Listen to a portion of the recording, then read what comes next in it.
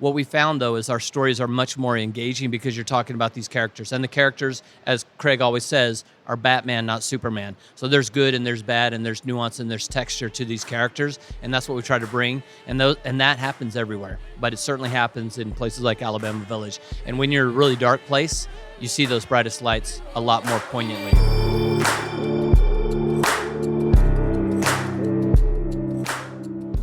What's up, dear friends? Welcome to the Let's Give a Damn podcast. I'm your host, Nick Lapara, and I'm thrilled that you're here with me, with us, today.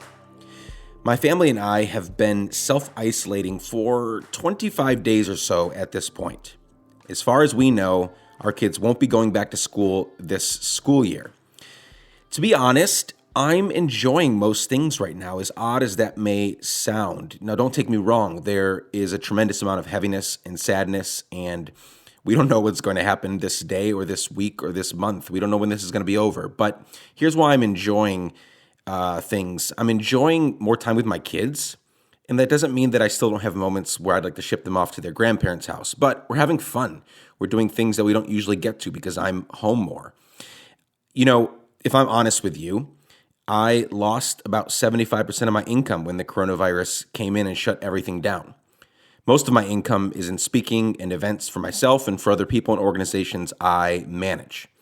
All of that went away overnight, so I've been having a blast trying to create new ideas and partnerships over the last few weeks. It's been fun, really. And I know that might sound a little privileged because I have the ability to stay home and do this work from my back shed. But it's just true. That's where I'm at. And I don't expect all of you to be there. And it's not all roses. It's not all amazing. But I have been trying to think positively. And I've been trying to just maintain a level head about where we're at, where things are, and trying to get into a mindset realizing that this could be this way for a while. Trying to be okay with that and not moping and not walking around aimlessly, but rather creating and making shit happen. Enough about me. How are you? Really, how are you doing? I know that some of you are sad, angry, without work, without money, and so on. I could keep going down the list, and I don't take any of what you're going through lightly. I love you all. I wish the best for you, and please know that I'm praying for you. Here's what I believe. I believe humans are way stronger than we think. We are so fucking strong. When shit hits the fan, most humans, most of the time, throughout history, kick it into high gear. So I hope that you're doing okay right now, and I also hope that we are able to come out of this stronger than ever. You know those posts going around highlighting what people have created in isolation or when things are bad? You've seen them. You know, Shakespeare wrote some of his best plays when quarantined. Amazing companies and projects were birthed out of the 2008 financial collapse here in the United States. What I'm trying to say is, it's okay to not be okay right now.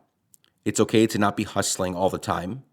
But I do wish this on you. I do wish you success and inspiration and motivation during this time to make meaningful shit, to give a damn in your own way.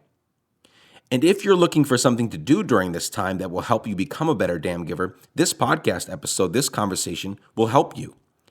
Today, you'll get to hear two of my friends, Earl Bridges and Craig Martin, share their story. They're amazing dudes and the hosts of the brand new show, The Good Road.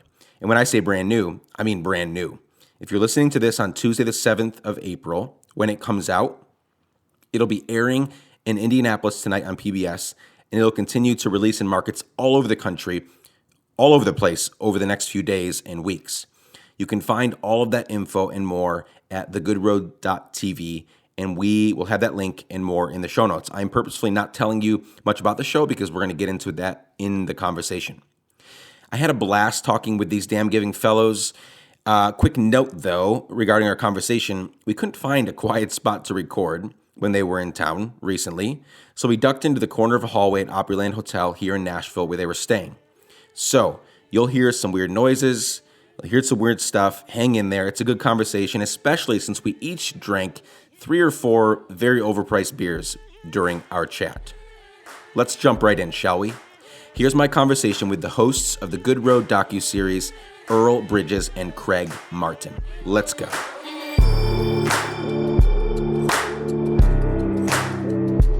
Okay, let's get going. Sounds good. Earl Bridges, Craig Martin, Man. Welcome to the Let's Give a Damn podcast. Are you kidding? What a pleasure. Thanks, man. Yeah, thank you so much for being here. So we are in Nashville at Opryland, a place that I would never come on my own. Right. You know, were it not for Meeting you up guys. with us. Yeah, meeting up with you guys for a beer and a podcast, because this place is nuts. What I love about Opryland is it's like they fixed God's creation.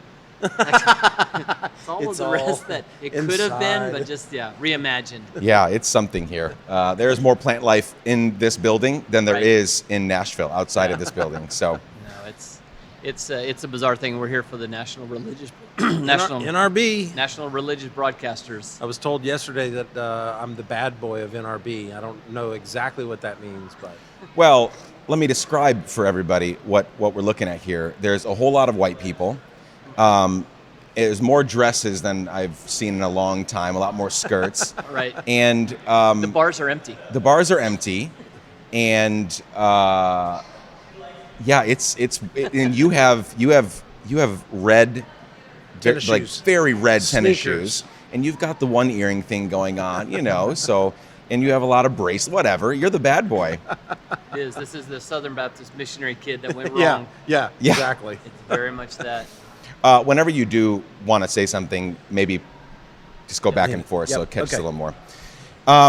Okay, let's get going. So we have a lot to talk about. You guys are the hosts of a forthcoming TV show. You guys have a podcast as well. And you guys give a lot of damns. We're going to get to that point first.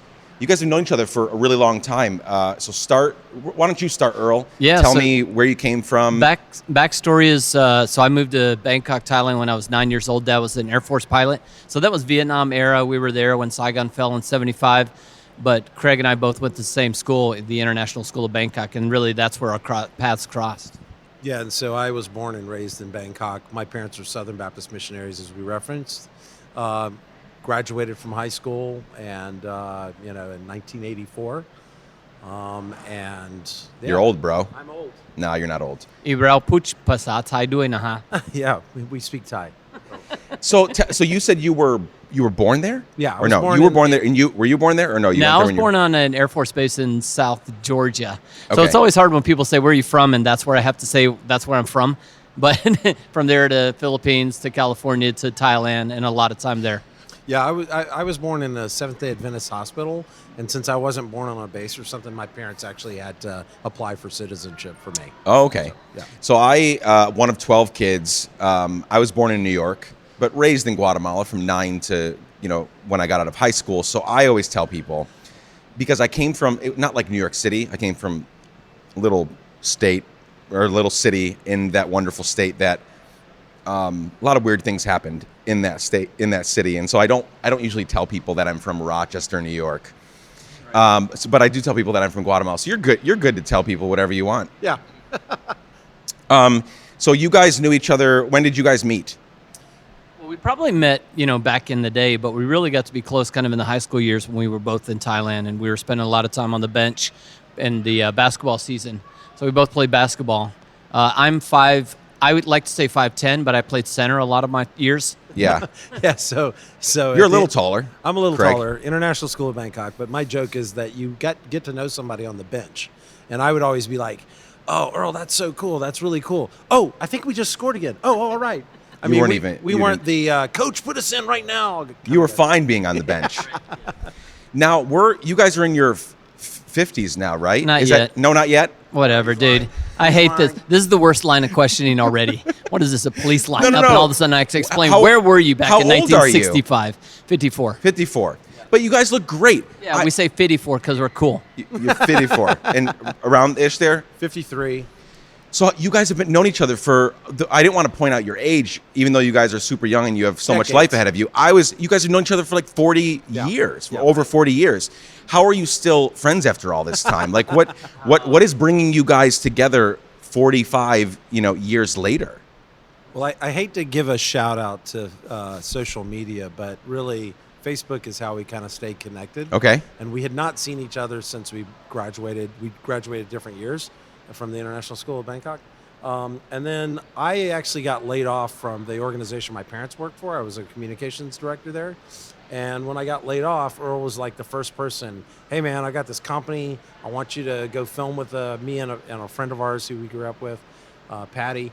And he said, can you be on a plane going to Myanmar and Nepal and Vietnam? Of course, my world, that was like, oh my God, that's so awesome. Of course. Yeah. So that's how we reconnected, really. Yeah, you were like, hell yeah, I want to go to these places. Well, and that's the thing. I mean, I got all the benefits of his 80 plus countries that he filmed in. So I travel around and everyone thinks that I've been to 80 plus countries, but no, I just hang out with one guy that has. And by proxy, I'm super cool. But we always wanted to do, some kind of visual storytelling about people doing good all over. And there wasn't a better person to do it, especially somebody that you knew pretty well, early on. So, yeah, we hooked up. We came up with this crazy idea on some van on the way to Gurkha, Nepal for like 12 hours or something like that. And next thing you know, here we are. I will say, and you'll get this because you as a third culture kid have had that experience, but when you grow up the way we grew up overseas and everything, we were early on really good friends. And then we were not together for, a couple decades or whatever. Sure. And then we just jumped right back in. Yeah. And Earl truly is my best friend. I mean, he is the guy I love you, man. love you, man.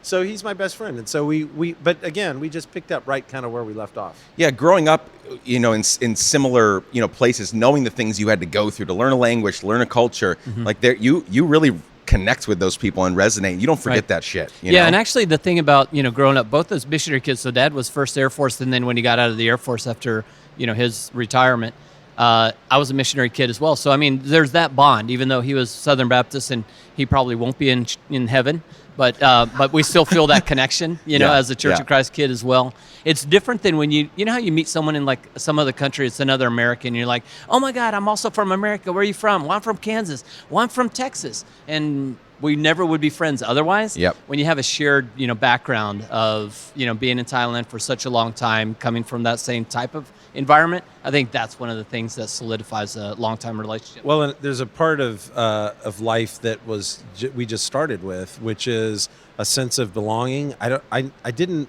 ever really know where I was, quote, from.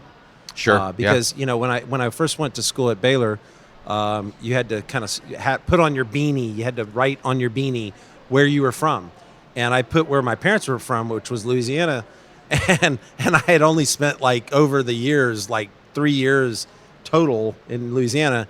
And everybody's coming up to me. Oh, I'm from Port Barry. Where are you from? I'm like, I have no idea anything really about Louisiana. So it's hard to figure out your identity through that. Do you regret anything about growing up as a third culture kid, growing up overseas? Or is it all pros, all I would recommend it to anyone? I wouldn't say it's all pros. And I'm one of 5 kids as well. And I would say half of my siblings came back and wanted to continue traveling. And then a couple of them really wanted to just stay put and not have to introduce who the heck they are.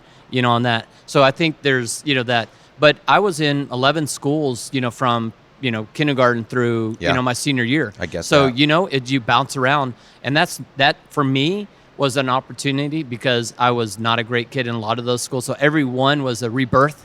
You got a lot of second chances. It was a lot of second chances. I would say that, back to the identity thing, I really, really wanted to project on my twins. I have twin 16-year-olds. And we live in Richmond, Virginia. Yep. And they are very, very Virginian. They were born in one of the most famous hospitals in Richmond. They've always spent their lives there. And although we've had them travel a lot, they have a different identity than me. And I've learned early on, I got to stop projecting my... Sure. I loved the way I grew up. I absolutely loved it. But I don't want to project that on them because they're not growing up that way. So I can see that so vividly, what you two just shared in my own family, because... most of my siblings were born in New York because we went there when I was 9. So there was, I was the second oldest, about 6 or 7 more that were born before we moved over. And then 3 or 4 of them were born in Guatemala. And I can see so vividly, I can see so clearly, some of my siblings, we're adventurers. Anytime there's a plane ticket to buy and a place to go to, I don't ask questions. I was in Indonesia a couple of years ago. And the most freeing feeling was when, we're all of us are grouped together and we're like, okay, we'll meet here later to go to this thing, right? And as soon as they went upstairs, it was like kind of the rule, unspoken rule was like, don't go out on your own. As soon as they went in the elevator, I was out the door and like just went exploring. And I've never felt more free in my life. And then I have some siblings who are such homebodies. Like it did something to them. And that's not necessarily bad, but it did, it made them never want to leave. They want to stay home every night. They want to do the same things, routine. And I don't like routine. I can't wait till somebody says, here's the next place we're going, or for me to figure out where the next place I'm going so I can go and do it. I've categorized it as there are travelers and non-travelers. And it doesn't matter what business you're in, on television and film, there's a lot of people who are forced to travel but hate traveling. And then there are people like Earl and I are like, exactly. I mean, we got off the plane in Uganda early on in the TV show production, and Earl and this other guy, Jeff, they knock on my door. We've flown a gazillion hours, and it's like 3 a.m. They're like, hey, we hear kind of a bar down here that's got some music going on. We hear noise. You want to go down and grab a beer? We're like, yeah, let's do it. I'm like, everybody else on the crew is like sleeping. Yep. I don't understand that. So yeah, we have a lot in common. I think that's why I resonate with you all so much. So you're in Richmond, Virginia. Yep. And you're in Charleston, South Carolina. Charleston. Do you like where you live? Do you have any plans of moving, or is that kind of good home base for you both as you do all of your global travels? So, and I know Earl says the same thing about his city. I love Richmond. Okay. And we're always kind of quasi-competing about which is better. He's from Charleston, so of course he thinks it's the best. Yeah. So does everyone else. Yeah. It's pretty beautiful. I wouldn't put it in the best category, but it's pretty damn beautiful. But we're up and coming. Come on. I've never been to Richmond. I don't even You gotta know. come. Have you been to Charleston?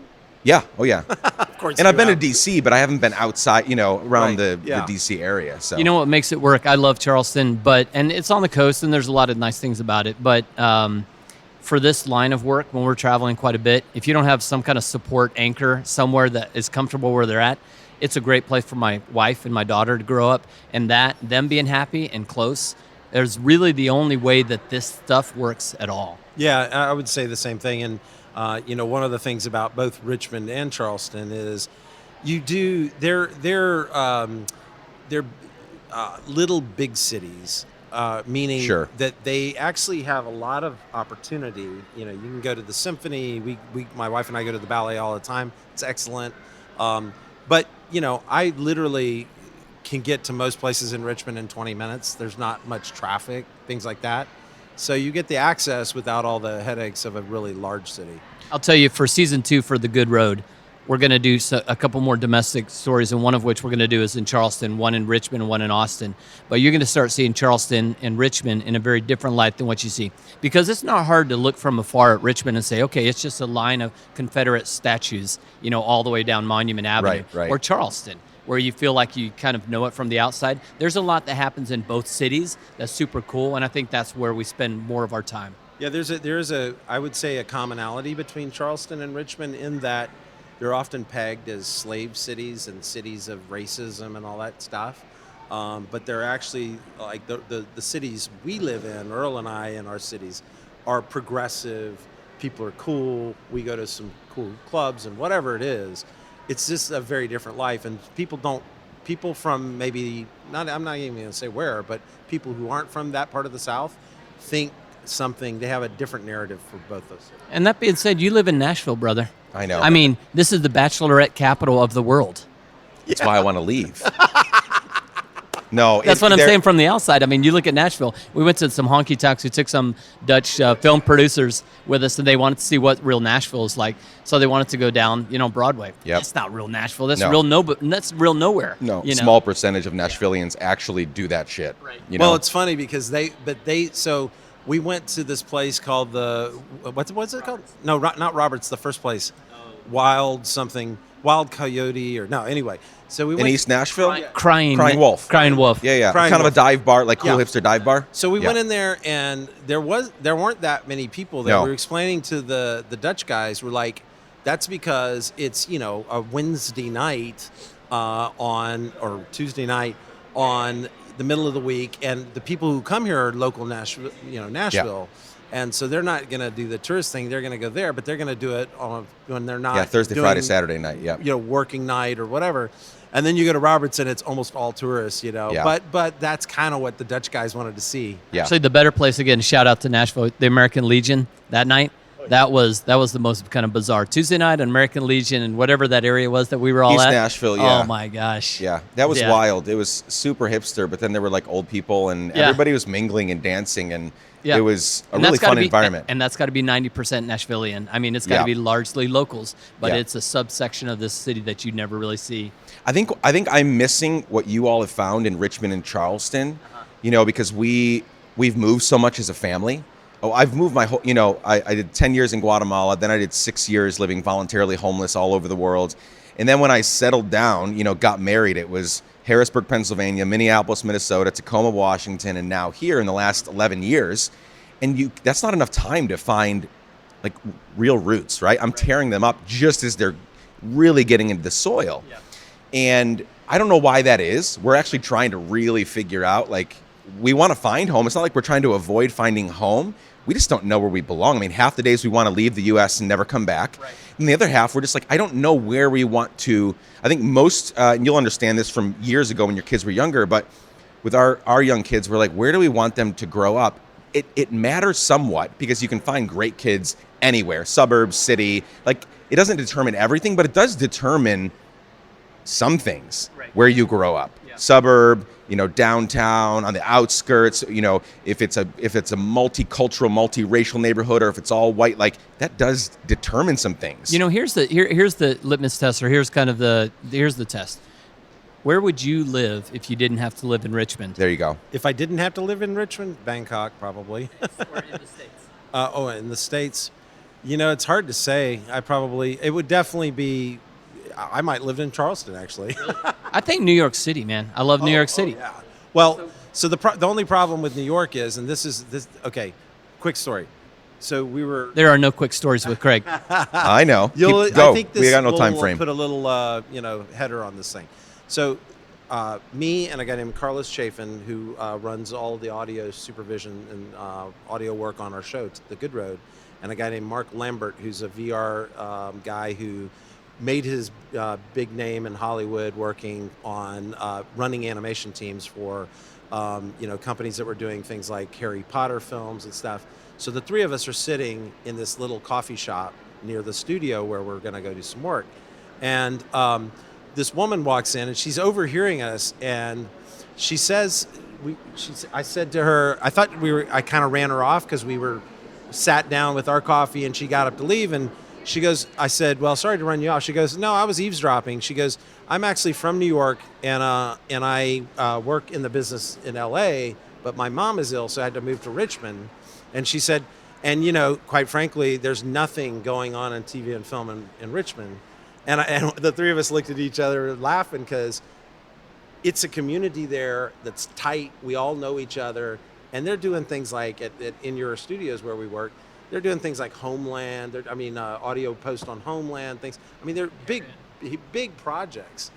But from a New York, LA perspective, so as much as I'd want to live in New York, I would just be one of 300,000 TV film professionals that work. Yeah, and in the Richmond, city. you're one of a few. Yeah. Yeah. No, there is that there. I think that's where we want to move. Like the one city we really, really, really want to live in here in the U.S. is New York City for 100 obvious reasons. I think it's the best place to raise kids. Mm-hmm. You're going to raise kids that they know their shit. Like, they're aware of what's going on. Mm-hmm. They know how to deal with different kinds of people and different kinds of situations. And they're living in the epicenter of all people and cultures and languages, right? So that's but there is that reality of whatever you're trying to do, you just lessened your chance of it actually becoming a success in a place like that, because there are 1,000 people within a stone's throw of you trying to do that same thing. Super talented too. Yeah, with the same connections. Yeah. So for me, it's New York City. If it's in the States, Yep. There's a lot of places outside the U.S. I will say, and no disparagement, but I do have the East Coast, West Coast thing. If I lived in either LA or New York, it would definitely be New York. Yes. So whenever you've lived back here, it was on the East Coast? Not really. We Okay. actually, Went all over. I came back to Louisiana mostly. But I think New York is the closest thing to Bangkok in my world because, Sure. Bangkok, whatever, 10 million, 12 million, Huge. whatever now, you're just surrounded. And people think, oh, it's only Thai people. That's not true. Of course, I love the Thai people. We love hanging out with Thais. But you also, we had Europeans. It's very Right. similar to New York in that way. Yeah, yeah. Okay, so let's talk about what you're doing. It's a lot, right? Oh So my let's start God. with the we'll do podcasts in a minute. Let's start with the TV show. How does one decide they want to do a TV show? And then let's talk through how fucking hard it's been to make said man, TV show. yeah. Right? So I had a software company, so it's that old joke of how do you make a small fortune in television, and you don't do it on PBS, but you start with a large fortune and you just watch it piss away. Yeah. And that's basically, so, we used to have a lot of money. Now we got a television show that's coming out in April. And, but again, my gig was basically I was working with really large corporations trying to figure out how do you get them to give more, because the more they give, the more we were actually making on this platform. And so visual storytelling was one of those things. And I knew that Craig was all over the world telling great stories in, the post-tsunami and in, conflict zones in Syria and places like that. And I said, well, let's open that up. So when we did this trip out to Gurkha, Nepal, which is really far away from Kathmandu, you're in an amazing place and you're hearing these great stories. It's like, why is this guy's story not being told of survival in this area amidst this beautiful backdrop of the Himalayan mountains in a really just amazing place? Why is it that I know more about some guy that knows how to make a bacon cheeseburger at some dive bar or wherever? Why is the celebrity chefs that? So that's kind of it. We formulated that. And then Craig and I went to Uganda and we did a project out there. We came back with a really badass sizzle tape. We took that trailer around and we started getting some really heavy, strong bites on this concept of this show. And again, you'll see it if you look at our site. You'll see it. It looks kind of raw, edgy. Bump people. WME. There was a talent agency at WME that said, "Yeah, it reminds me of Bourdain." Yeah. And I was like, "Yeah, if Bourdain had balls, because we're going places where they're Yeah. shooting and killing and stuff like Right. that. It's the upside down bucket list. It's Yeah. that part that you don't ever want to be." Yeah, I in. love that. So it's that's how the Good Road started. And we started talking about it, calling it Good All Over. But there's an aversion to storytelling, which feels like it's agenda-driven or charity-driven. And so we had to change the name from Good All Over to The Good Road to make it lean more into kind of a travel show. I will say that I love the Bourdain story because it is funny. The reality is that Bourdain, God rest his soul, was a kind of a mentor, if you will, or a path, what do you call it? A frontiersman. Yeah, he pioneered this new way of He was our doing guru. television. He was our Yeah. guru. Yeah. And so when Earl said, because I was watching a lot of Bourdain back when he talked about it, he said, I want to do a Bourdain style show, but about people who do good in the world. And that combination of that, I was like immediately in. I'm like, I love that idea, because he's kind of set the trend of not just going and all the different interesting foods. In fact, the food was kind of secondary in a lot of ways. He's talking about culture, Yeah. learning who these people really are, and food is a big part of that, obviously, in every culture. So yeah. I feel like he grew into that. I think when he was younger and doing shows earlier on, it was all about the food. Yeah. He was known as a chef.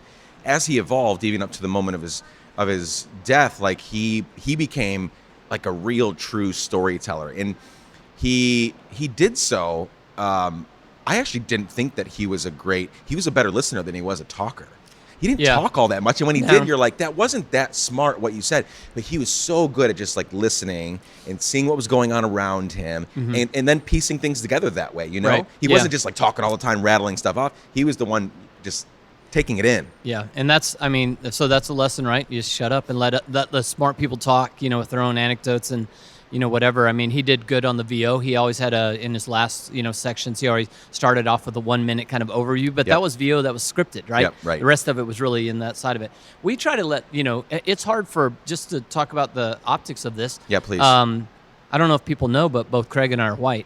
And we travel a lot in the global south, go back to Yep. Southeast Asia, we go to Africa and things like that. So it's easy for people to step back and say, well, what are these, it's white savior complex. What are you guys trying to do type thing? So we have to, let the locals really give their voice. And we look for those characters because we're only a conduit. And I think Bourdain, understood that as well. It's their story, not his story. So even though you're drawn to it because of him, It's really the local stories. Well, and the LA agent Liesl Copland from WME told us after we got heavy in the conversation, we said, we've had some people in the TV business who said that you really need like a celebrity, and she's like, hell no, no, it has to be you guys. It has to be you guys. You're gonna have to overcome the thing that you're older white guys, but it has to be you. And the fact is that this is authentic. This is real.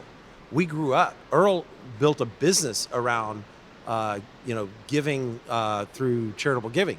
I built my career around a nonprofit and working for him. Yeah, this is important that you all are actual lifelong in various stages in different ways. You guys are lifelong damn givers. This is not a shtick that you were like, oh, TV is going this direction. Let's do that. Yeah. 80-something countries. Yeah. How many countries for you? Probably a lot, right? Oh, a lot. I don't know. Never right. counted. Earl speaks 5 languages. I mean, these are the Yeah, things. so this is there's like global and multicultural and wanting to embrace that and show that to the people. This is not a shtick that you picked up because it was now the sexy way to do TV. Right. This is you. Yeah. Well, and Earl, I would also add, from Earl's perspective or background, is that, he knows Brazil, he knows Portugal, he lived in Portugal. So I was kind of a little Thailand-centric, but then experienced in my career all these other places. Yeah. Earl has lived all over the world. Yeah. So he has a little bit of identity in all these different places, which is cool. But the key, I mean, again, talking about giving a damn, you give a damn when you listen, and you have that empathy. And, we're at this backdrop of something that I feel like is very artificial, this, environment where a lot of people feel like they already know the answers. And if you don't know their answer, then they're happy to tell you about, their Jesus or their salvation or whatever it is. Yep. For me, it's always been hazy and difficult and, interesting. And you find out more about the world as you start really trying to let people, talk about what their experiences are.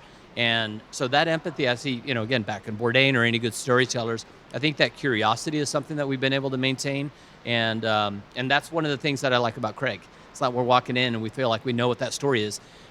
It makes this show super hard because we walk into a place knowing kind of who we want to talk to, and almost all the good shit that comes out of our show is not stuff that we scripted or thought that we knew. Yeah. All of it is stuff that we see something crazy, Craig says, stop the van, we jump out and we grab it, and that's what you see that's really compelling. So, being sensitive, being open to the change, I think that's storytelling.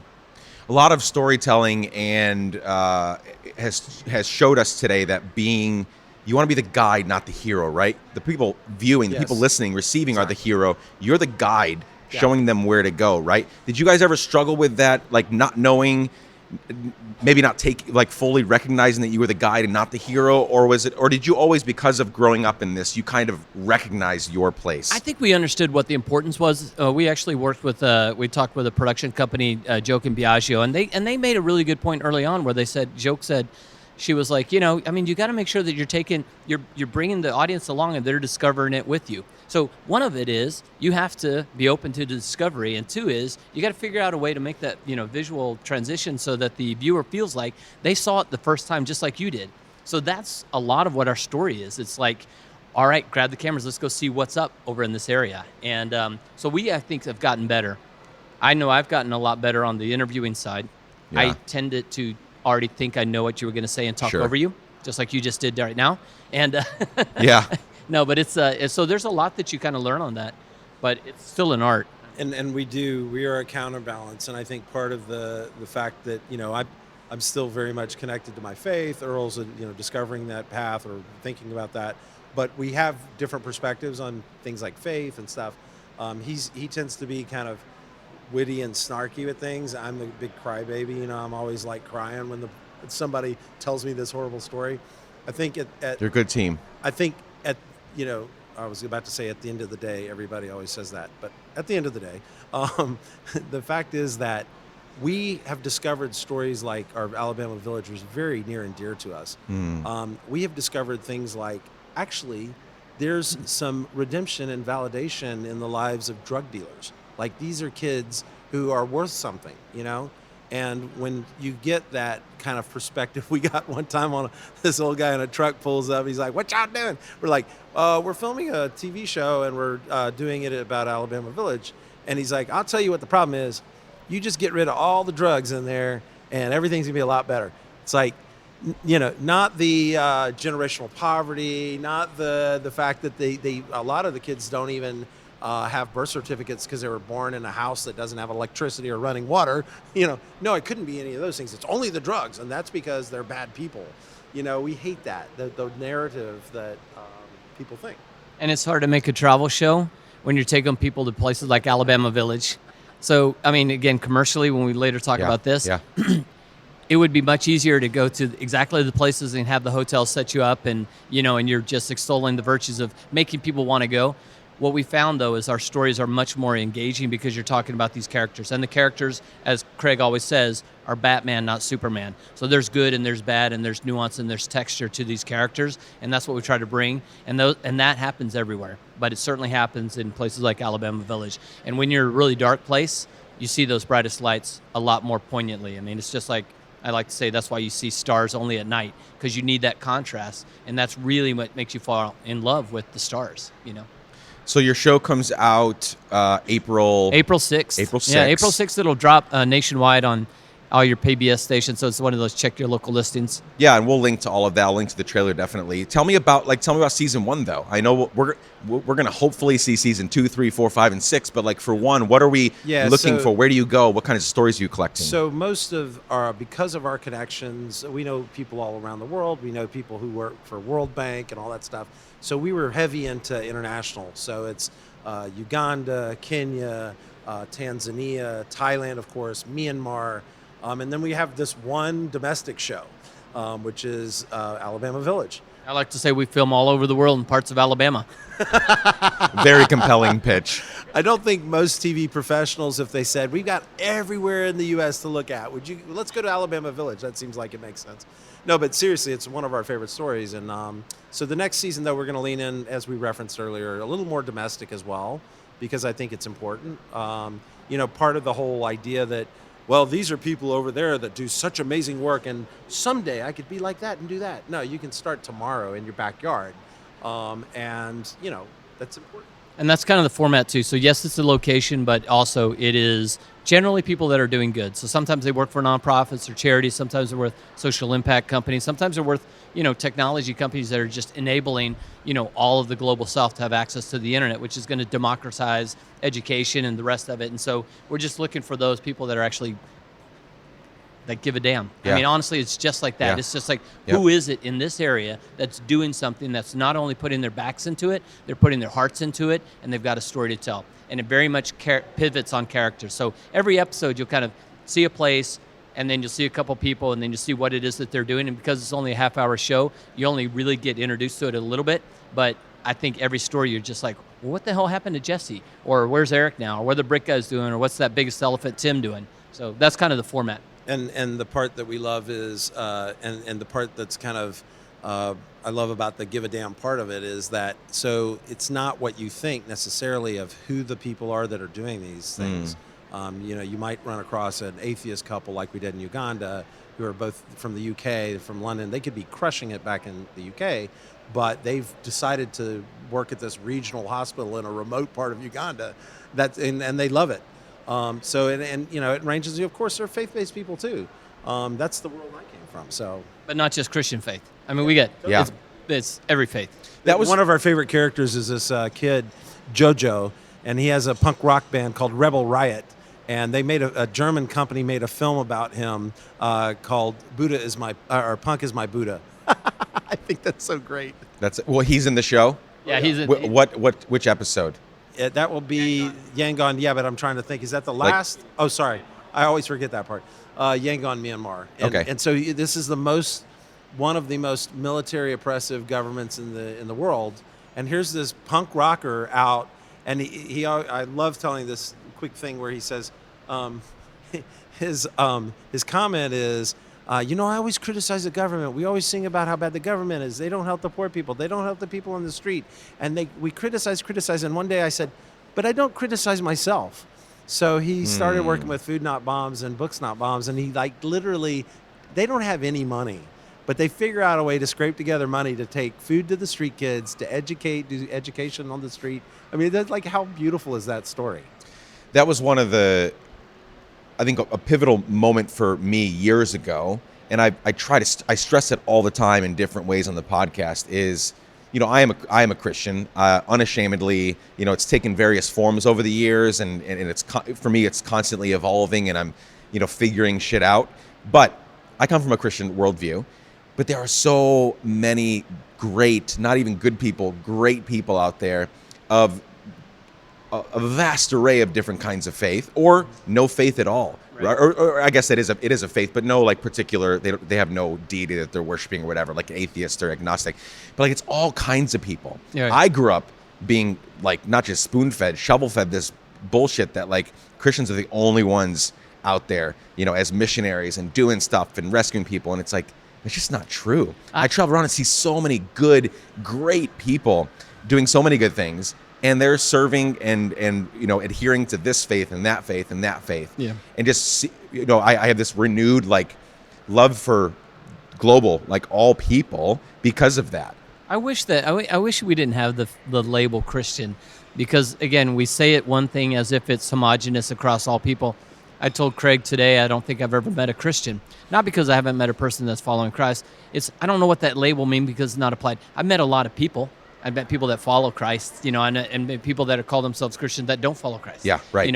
So it's I've never met a millennial. I've met a bunch of people that are that age group. So, I don't know how you get away from it, but there's a lot of baggage that comes from whatever I thought a Christian would be. Here in this environment, people will say, "Are you a believer?" I don't know. What do you mean by a believer? Do you believe in God? Well, what's that term? What are we talking about the same things when you say that? Well, this is one of the reasons that I know I feel certain Earl's the same way, but I was very proud to be an executive producer on Free Burma Rangers, because Dave, not just because we know him and he's a friend and all that stuff, but because his perspective is so counter-narrative in terms of, he is the most, quote, Christian guy you'll ever meet. In fact, whenever I'm with him, we filmed some for the TV show with him, for later in season 2 stuff, but he'll just stop right there and start praying. You can't criticize him for his theology, but he also has on his team, Muslims, atheists, Buddhists, and he shares his faith all the time. Sure, but he's not you have to believe this. If you're going to be part of what we're doing, we really need for you to accept the Lord as your, Jesus Christ as your Lord and Savior. He's not that way. Yeah. And I think that resonates with, and I think the film with a lot of my friends who aren't necessarily people of faith or people of Christian faith, that resonated with them. They're like, yeah, okay, I get his perspective. It's interesting. I don't believe that, but wow, his main thing is love and love your enemy. That. Now that's the gospel right there. Love your enemy. Are you kidding me? So let's take a break from the good road for a second. Talk about Free Burma Rangers. That's why you guys are. Well, it's part of the reason why you're here in Nashville right now. Yep. There was it was in the theaters for 2 nights in hundreds of theaters across the country. Yep. Called Free Burma Rangers. Yeah, so it was 800 theaters, and it's a story about a nonprofit organization called the same name that were based out of the northern Thailand border. And what they did in their early part was these kids this guy Dave Eubank that grew up as a Baptist missionary up in that area. His dad said that there's a lot of stuff happening in Burma and they need some people to go and help. And basically it was the National Burmese Army oppressing some of the ethnic, minorities, the Kachin and the Karen and other tribes. So they saw that and he felt like his role was to go in and document this, what was being perceived as a genocide or was a genocide, and help as much as they can. So his story starts from something that doesn't sound so surprising till he takes his wife, they have their kids, they're growing up, they're going through the jungles, they're, fighting all this stuff. And they're where the gunshot, they go to where the gunshots are and they literally are right there with the gunshots. So you saw the film. Yeah, so we were sitting in the theater the other night, just 2 nights ago, and there were moments, I had, whoever's listening, do you know where it's going to come out on? It's going to be on... So we were very fortunate for the film to be released in theaters through Fathom. It was events. amazing, yeah. I want to plug Fathom because they do an amazing job for producers who can't necessarily get a 2-week run. So it was in theaters. I'm hoping they might re-release it. But if not, there will be streaming opportunities. It'll be on Amazon or something where they'll. Yeah. So whenever it's out, I will make sure to tell you all where to find it. You have got, no matter what your faith background is or what you believe, this is a film everyone has to see. I experienced every range of emotion. I mean, there were times when I was clenching my fists. Yep. There were times when I was like crying. I would smile. I would like scowl. I'd be so angry at what was going on. It's really incredible. Is it Karen? His wife, Karen? Yeah, Karen, Dave yep. and Karen Eubank are doing in Burma, Yep. Myanmar, in Syria, in Iraq. The kids, Yeah. these kids, I mean, they're young kids, like literally within within physical proximity to mortars, bombs going off. ISIS. Yeah, ISIS is literally a few hundred feet away. Yeah. And these kids are loving on, Iraqi kids that are trying to not die that day. Haley, the older daughter, she's filming a lot of this. Well, you have to be within film shot, right? You have to. So she's filming, and there's bombs falling, and and they're in the home phase. And these little girls, at the time, are driving these ambulances out or Humvees out with wounded people in there. And their kid Pete, I mean, it's like this is just the most these kids are bizarre family. badasses. And you walk out of that theater and you say, I got onto you, but I mean, it's like, yeah. So I may have had a vasectomy a couple days ago, but that's nothing compared to what goes on to these guys, Yes, Well, I so- did have a vasectomy 3 days ago. Thanks and I'm for fully sharing recovered. that on your podcast. No, I'm good. I'm good. No, the kids No more- are no more amazing. La Parra kids. Dave says, the idea of like little Peter, he's not little, but he's 14 or something. He knows how to throw a grenade. He knows how to empty a clip in a combatant if he has to. So, I mean, the idea of that is just so crazy. And I had a moment in that film, I'll be honest, and I think I mentioned it to you or maybe both of you that night when, and I don't know, if I was in his position, I might feel more like him. Like, I'm a hippy-dippy pacifist, like anti-war, anti-death penalty, like all those things. I don't own a gun, never will. That's my worldview. Like, I have been yelled at by other fathers, friends of mine, when I've told them, they've said, well, you got to defend your house. I'm like, I don't care about my life that much. Like, this life is short anyway. I'm not going to kill someone to prevent them from killing me. That's my thing. Yeah, right? no, they get a lot of criticism that because they are bringing, again, really young kids to the battle lines that happen. But what he said in the movie that also is very, telling to that is they were working with a nonprofit that had food to distribute, and their security procedures wouldn't allow them to get close enough to actually distribute it. Well, who is going to do that when their responsibility stops and the need is down the road? Yep. That last mile of service is where we find the most interesting people, and that's where they live. And if you're going to be where the guns are, shooting, you can't really blame them for trying to protect themselves, but who else is going to do it were they not there? I think it's really important right now to say it's not Machine Gun Preacher. No criticism No. there, but just it's not. Well, I have a And criticism, but I understand. And there were 2 points in the film Yep. where Dave says, I just want to go kill them all. Yeah. And he's really, really ready to do that. But his story is a story of redemption. And he's like, it's not my responsibility to kill them. Yeah, that was the moment. He said he Yeah. went back and read the Yeah. vengeance is mine, says Say the the Lord, Lord, yeah. right? And it, like his whole heart and life changed, Like right? that's the gospel. Yeah, it is. It really is. Is like these people deserve to, they deserve to not live for a second longer. They're hurting these women and children. They don't care who they're killing and who they're hurting. They don't deserve to live.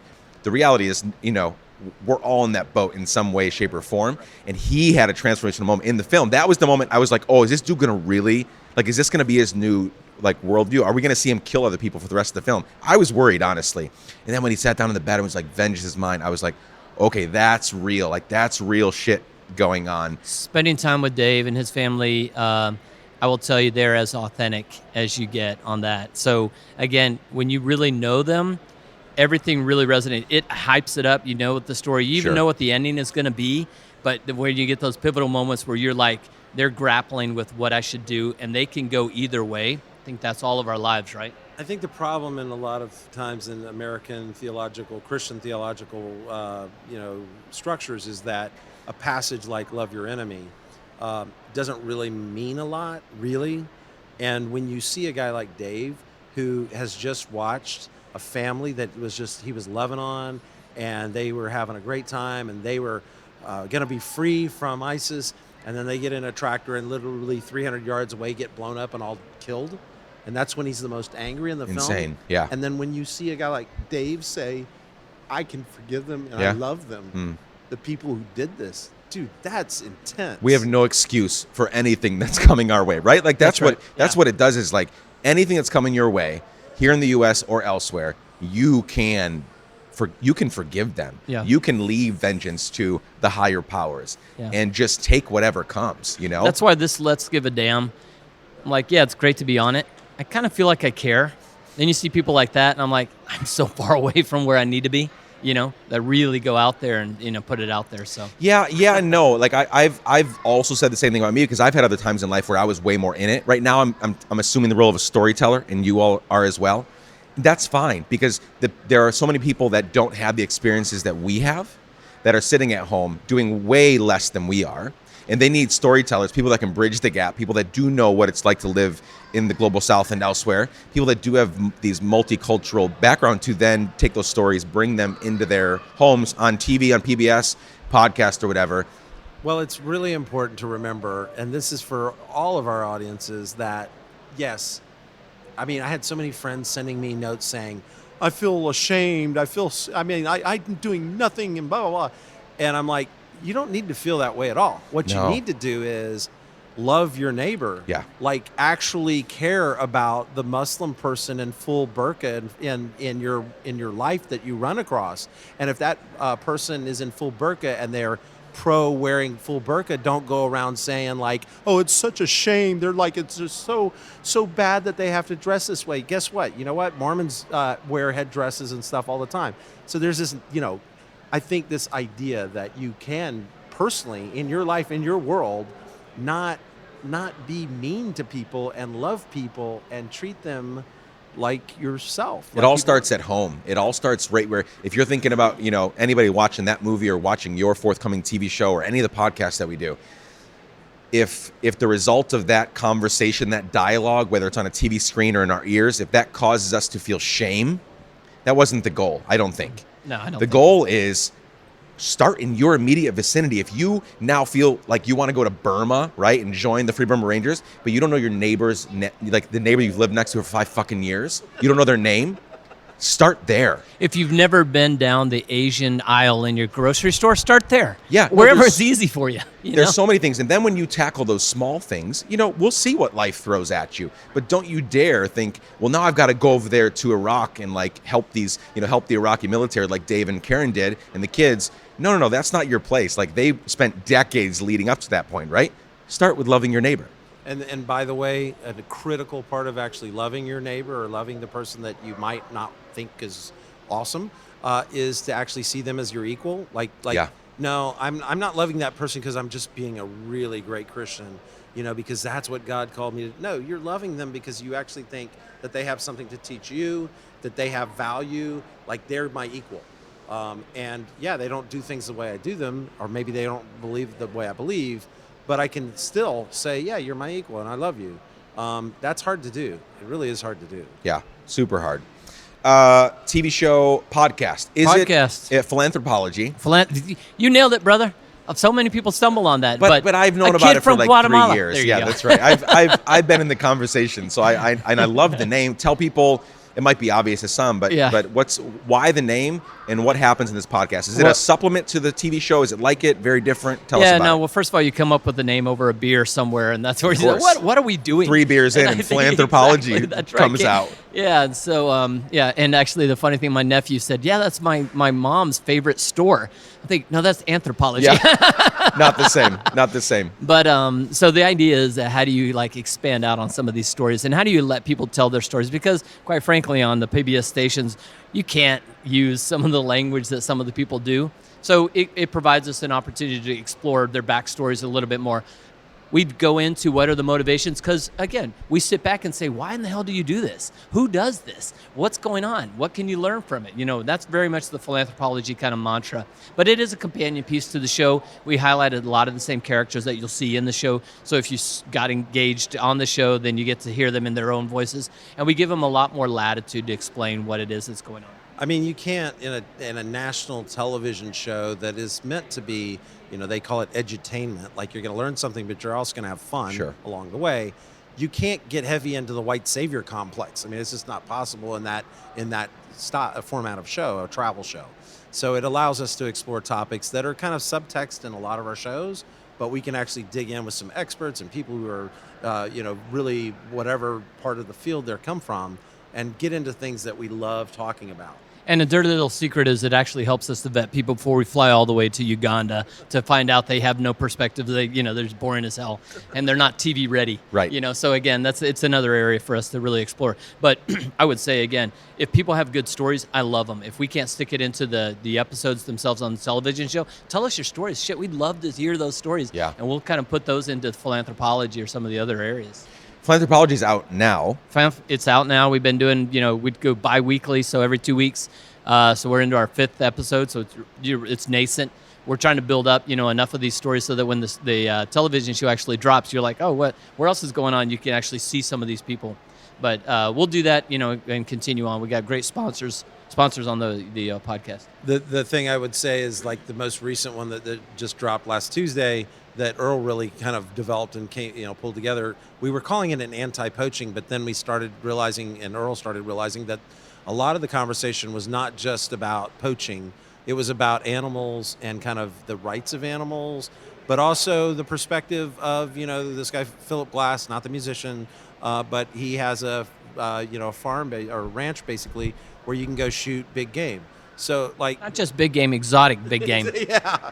So what do you do with that? I mean, it's an interesting thing, and we delve in we're in that gray middle always. It's that messy middle, and that's where we stay. Philanthropology is very much those stories. So and we'll link to all this in the show notes. What's the dream? Where do you go from here? I mean, you hope the show takes off and it leads to season 2 and 3 and 4 and 5 and other things, spinoffs, whatever. Right. But like, if you could have it your way, what does the dream look like? Well, I think, we do want it to sustain. I mean, this gets to also the really hard part of you don't have any money, you have no mission, and it doesn't matter, right? So we're trying to cobble together enough to go forward on season 2. We already have season 2 kind of locked up, and we actually feel like we have a good idea of where we're going to go in season 2, but we want season 3 and season 4. Now, we can incorporate better voices, just like Bourdain did. All of a sudden, he starts traveling with a bunch of other cool people because you meet people along the way. I mean, hell, Nick, you should go with us on it would be fun. I'm in. Dude. Yeah, I'm in. And your perspective and what you see, you're the kind of person that we would love to have on the show. We find people like that all the time. So we just want to go far enough, long enough, where we get to meet all the cool people that we've never met before. Well, and I would say for me, just personally, the idea of taking a device that has not been successful at all, which is telling stories about philanthropy and people who do philanthropy, because it's always agenda driven, making it a mass media market product that actually gives voice to some amazing people and kind of changes. I always joke that Bono did the whole, Charlie Manson, took the word helter skelter. We're taking it back. We're taking back the idea that I love it. Media about people who do good in the world shouldn't be boring. It should be super compelling. I should actually want to go to a film like Free Burma Rangers, watch it, and then tell all my friends, you have to see this film. And maybe not instead of, but in addition to the Joker and the new Star Wars thing, it's like I want to see we Free love Burma those. Rangers. Every one of those. Totally. That is it. I feel like this it's trending. This messy, complex, nuanced characters are trending. That's a reality. So all of a sudden, I don't know, it's not right or left. We're right in that middle, and all of a sudden we're creating this third party in media that can blend a lot of the popular stuff with a lot of the good. And Earl, you mentioned, trying to cobble enough, money and resources together for a season 2. People probably think that all TV shows, if you book a TV show, they throw piles of money at you. Yeah. Now, public television is not like that. No. You get to, you own the show, right? You didn't give that away, but you have to pay for it. They're just the vehicle to get it out. Right. But you have to pay for it. So what is that? What the business what has that model been like? real quick is basically we have 60 seconds of advertising that we can sell on our show, and then we have to make the show with whatever we can make out of those 60 seconds. So you either start with a bunch of money and then you pour it in the show like we did, but going downstream, you got to figure out who are those brands or other partners that will actually want to associate their reputations with these really good reputations on that. So public television is hard. You got to go and raise your own money, get your own funding, and then figure out how to do it in a way that you can actually sustain it. And by the way, it isn't advertising because they don't let you do all the things that you would do in an ad. You can't no product placement. You can't have calls to action. So you have to have a company like one of our sponsors, AMD, who says, no, we know what you're trying to do, and we love your brand, and we want to align our brand as a tech company with the brand of doing good in the world. So that's kind of their ethos. So those are the people we're after. Yeah, here's my point. If you want to go down the PBS route, you get to own the creative. You have a lot more heavy influence on what you're going to do. And like you say, we own the IP. You figure out who you want to associate with and how you want to distribute it. If you go down the other route and you go a big broadcast, then they own it, And then all of a sudden, if we're not pretty enough or young enough or whatever, they switch us out. If it doesn't perform well, they, cut us. So, again, they have all the cards. I think that's the area. The reason why we're doing this is because these are stories that we want to tell. We want to tell the stories that we want to tell. And so for that, this format is perfect, and it's also the hardest damn thing we've ever done. Yeah. But it hasn't scared you away. We're so Not far yet. in now, brother, that it's just like quicksand, For you. So you're talking to mostly, 90% in the U.S., 10% global. You're talking to mostly people that have probably lived here in the United States all their lives. They're in school, they've got jobs, they've got kids, and so they don't understand much of the life that we've described here today. Yeah. And they might think it's sexy, it's amazing, wish I could have grown up that way, my upbringing was boring, yada, yada, yada. Talk to them for a second and give, maybe it's a couple from each or whatever comes out, give some wisdom for anybody that is saying, well, it makes sense that you all are doing that because you had this upbringing, but I want to do something similar, but I don't know if I'm qualified enough to do it. Give some general advice to reluctant dam givers about what to do today. Maybe it's something small, something big, but what if they're feeling something like maybe, we have a lot of guests on the show that hit things from many different angles. Maybe there's some potential TV producers or directors or hosts or whatever that are listening, or podcast, creators that want to do something but maybe don't feel qualified. Should they go tell those stories? Should they leave it to somebody else? Like what's going on? I would say ease into it, start small, and you can do a lot more than you think you can do. Honestly, you're going to see it. You're going to sit back on your couch and you're going to say to your wife, would you ever do that? Yeah, hell, I'd do that. When I sell my company, I'm going to go do that. You don't have to wait till you do that. You do it today. So whatever that means, if it's sticking around for the Spanish service so that you actually meet other people in your congregation, well, hell, you could do that almost anywhere. Yeah. It's like I said, go to the Asian market and experience, that. And then in that, support the people that are doing good. But you can do good everywhere. Just don't be a dick. Yeah. Just That's be the nice. that's just it be boiled nice down. to somebody. Yeah. Yeah. Just don't cut someone off, or don't flip them off if they happen to cut you off. You don't know what's going on their side or whatever. There's a lot of little things that you can do, and then you'll find yourselves like us sucked into trying to make a damn television show with no money. Yeah. I would add that the political realities and the cultural realities of today are that we're so divided. The news loves that we're so divided. They make money on us. They make Lots. money on everybody divided. I would say that we're all very similar. We all have the same things. We get up in the morning. We worry about our kids. We worry about the fact that we got to pay the mortgage or whatever. Let's just come together.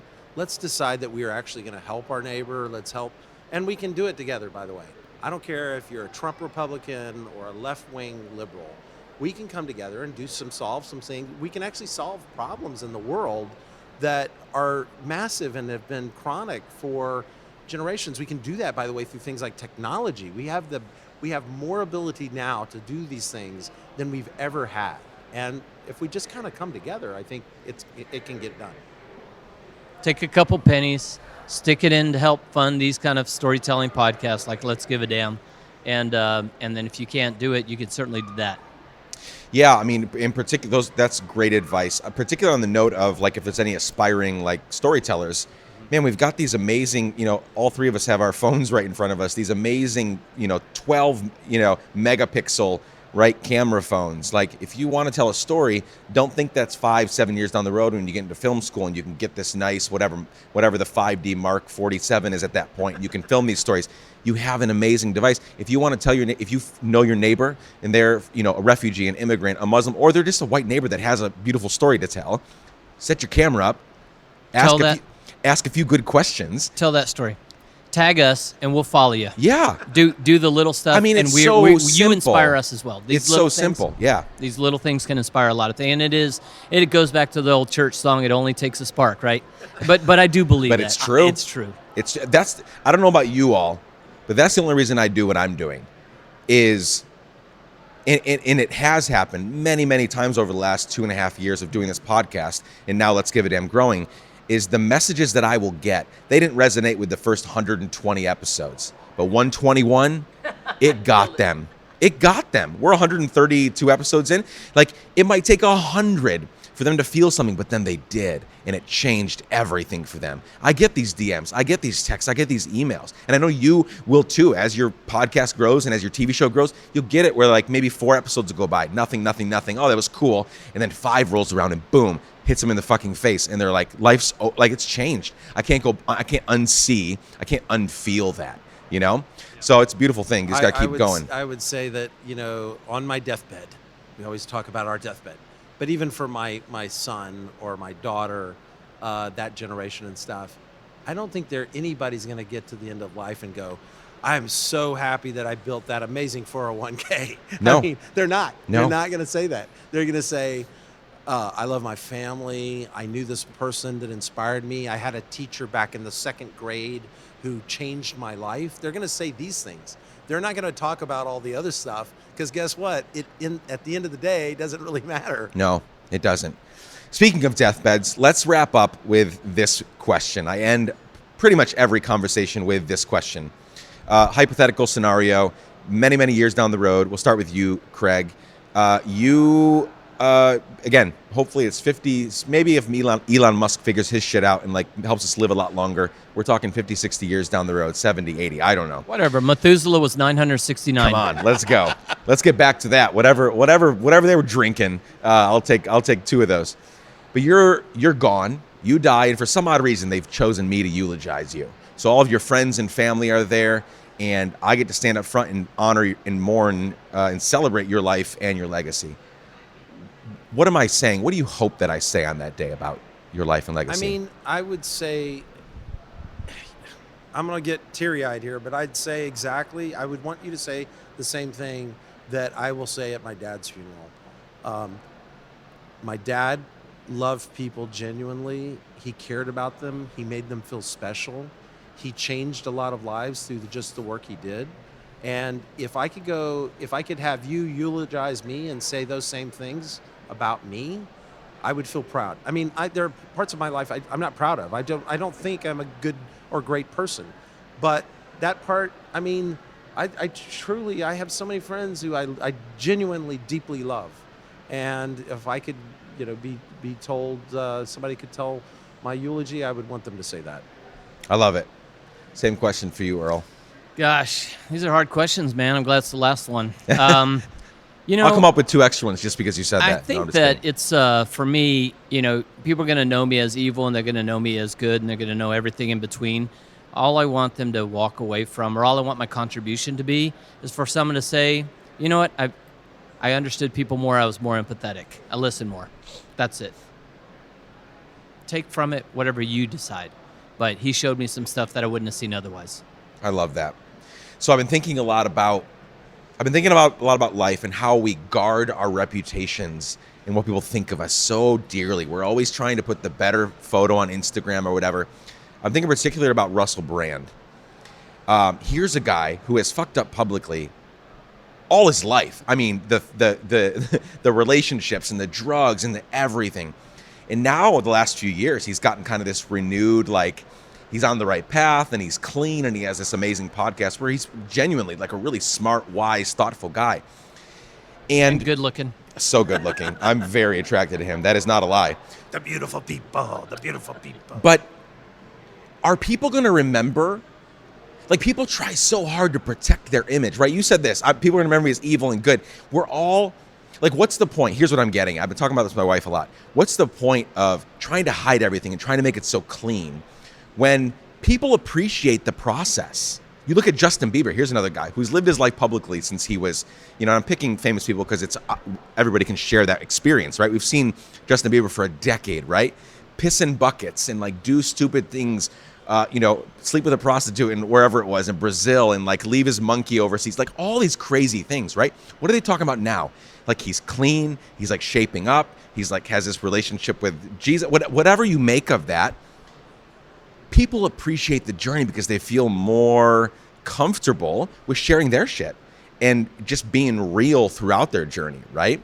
I think that's super important. I mean, I just like, It's hard to do, man. it's hard. Shall I sin so that grace may abound? Shall I live a bad life so that later on I have a redemption story at the end of it? So, but I'll tell you, one of the things that I struggle with today, right now, as I'm sitting here, is how I'm going to talk to my investors about what this thing looks like and what the financial, components are of it. And it's messy to get here, and it's not as pretty. And it'll be great later on. Sure. But that sharing a really hard journey that takes you through really deep bouts of depression and things that you're really thinking hard about, it's hard. I don't know that I'm brave enough. Some people are, and I'm sure I am. I would just add that you look at, like we said earlier, one of our mentor gurus, we never knew him. But Tony, yeah. Yeah. And I think about the fact that, here's a guy that is idolized by a lot of younger documentarians, younger people who want to make good media. He's the man, like Bourdain arrived.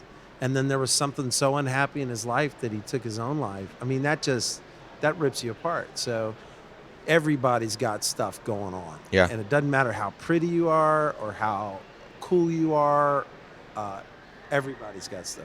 I mean, I celebrate the people that can do it. It's brave. And if you're brave enough to do it, maybe that's the only thing you can. Maybe you don't travel around the world. Maybe you don't do a television show. But if you're brave enough to share your soul, I mean, there's a lot of value to people you have no idea. Yeah. Craig, Earl, I like you guys a lot. This was super fun. Nick. Thanks for doing what you do. And we'll do a round 2 when the podcast or dude, when the TV show. We're on some crazy Let's journey go. in the middle of Tanzania Yeah. or whatever, dude. I'm in. Come on the road. I'm in. Let's do it. And we don't just like you, we love you, Nick. I like you. I love you too. I love you too. With the Thanks love so of the much. Lord. Thanks Cheers, man. Thanks. You had to end on with the love of the Lord. Thank you.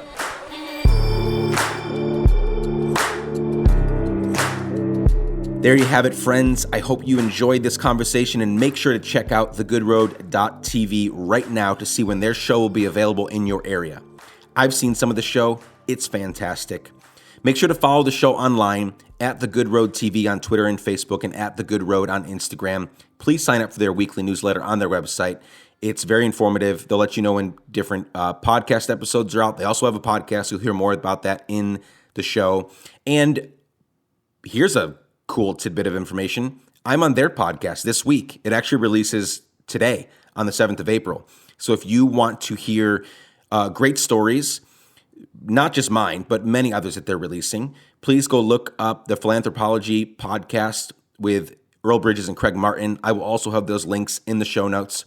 But I'm on this week's episode, so you get to hear some of my shit on their platform. So go check it out. Again, all of the links and stuff will be in the show notes. As always, you can find Let's Give a Damn on all the socials at Let's Give a Damn. You can find me on all the socials at Nick LaPara. Please hit me up at hello@letsgiveadamn.com if you need anything at all. If you have any ideas or thoughts you want to share with me, or if you have any ideas for how you and I can partner together, I definitely want to hear those. This show was created by Chad Snavely and me. The music is by our friend Propaganda. We are part of the Matter Media family, and we're grateful for their partnership. Please share this episode with people you like, and with people you don't like, just make sure to share it. It takes just a few seconds to send it to someone right now. When I say right now, I mean right now, because it definitely only takes a few seconds, but it helps us out a ton. Also, if you have a few extra seconds, please leave us a 5-star rating and review on Apple Podcasts. Thank you so much. Friends, I can't wait to spend time with you next week. Sending lots of love and light to each one of you. Keep giving a damn. Peace.